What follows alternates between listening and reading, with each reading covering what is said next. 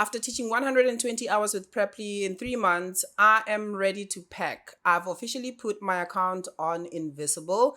Hi, my name is Mr. Austin, the guy with the soprano. I'm an English teacher and I've been teaching since 2015.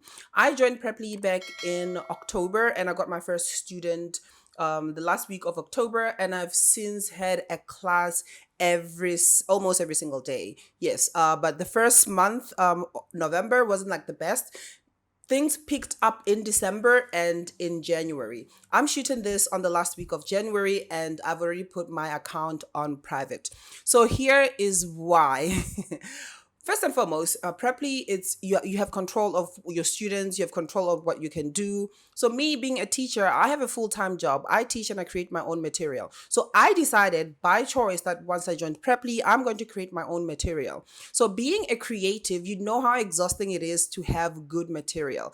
I would prepare materials for the whole week, but every single day I find myself changing the material because I feel like it's not good enough. Or even the hours before, I have to change the material. So for me, that was really taxing. So I find it very exhausting because I did so much. And I had a job where I had to do that. So I felt like I was duplicating work with what I was doing. But was that giving me results?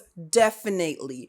Almost all the students that had a trial with me, I have retained them. I have 13 students as I speak to you right now. Yes, at this point, I'm telling them that, February is the last month and I won't be teaching indefinitely. Maybe in the future, I would come back. So one thing that I always preach on my TikTok is that you have to be ready. You have to be ready to sacrifice. You have to be ready to work so hard to position yourself in the ESL industry online, especially with Preply. Retaining your students and making sure that you maintain the students, you create the right materials. It takes so much work and takes so much time. I see people asking themselves, why am I not getting the students? Why my trial lessons are not converting? I think maybe it's because somehow of your teaching methods and maybe the effort that you put in it, because I do read reviews sometimes and people say like, oh, I wish you would have used the PowerPoint so that I'm able to understand. So I do that, and sometimes I feel like I'm doing so much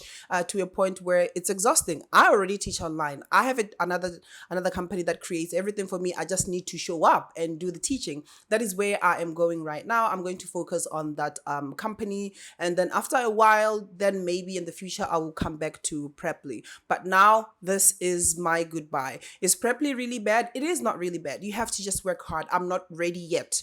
I'm not ready to take in the heat. I have a job. I have another platform where I'm teaching, and I have Preply. So I feel like I'm not, and I'm also going to school. Like I'm studying part-time online distance learning. So I felt like it's taking more of my time. Have I made good money? Well, I've made significantly okay money with the platform. So it's nothing bad for me because it has been going so well. 120 hours within 3 months. For me, it's a really good thing. And I still have active students, 13 students. Who knows? Maybe I'll continue with these students throughout my retirement until they decide otherwise. So yeah, Preply, it wasn't bad for me. I was doing so well. And yeah, bye bye.